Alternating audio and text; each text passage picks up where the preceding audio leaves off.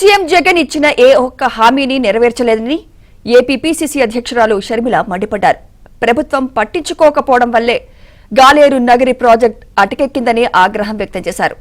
జగన్ అధికారంలోకి వచ్చి 5 ఏళ్లు పూర్తయినా ప్రాజెక్టు పూర్తి కాలేదని విమర్శించారు. వైసీపీ కోసం ఎంతో పనిచేస్తే ఇప్పుడు ఆ పార్టీ నేతలే తనను ఇష్టం వచ్చినట్లు అంటున్నారని ఫైర్ అయ్యారు. ఏపీని రాజధాని లేని రాష్ట్రంగా జగన్ మార్చారని షర్మిల అన్నారు. ఒకప్పుడు వైసీపీ పార్టీని నా భుజాన వేసుకొని పాదయాత్ర చేశాను. వైసీపీ పార్టీని నా పాదయాత్రతో నా ఇంటిని నా బిడ్డల్ని పక్కన పెట్టి 3200 కిలోమీటర్లు పాదయాత్ర చేసి ఆ పార్టీని నిలబెట్టాను. వైసీపీ పార్టీకి ఏ అవసరం వచ్చినా నేను అండగా నిలబడ్డాను. ఆ పార్టీని అధికారంలోకి తెచ్చాను. ఈరోజు కనీస కృతజ్ఞత లేకుండా ఈరోజు నా మీద, నా వ్యక్తిగత జీవితం మీద, నా పేరు మీద నానా రకాలుగా నా మీద దాడి చేస్తున్నారు.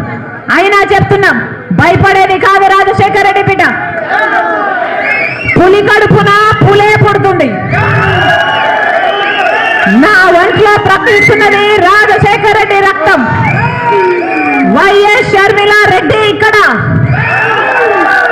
నా గుండెలో నిజాయితీ ఉంది.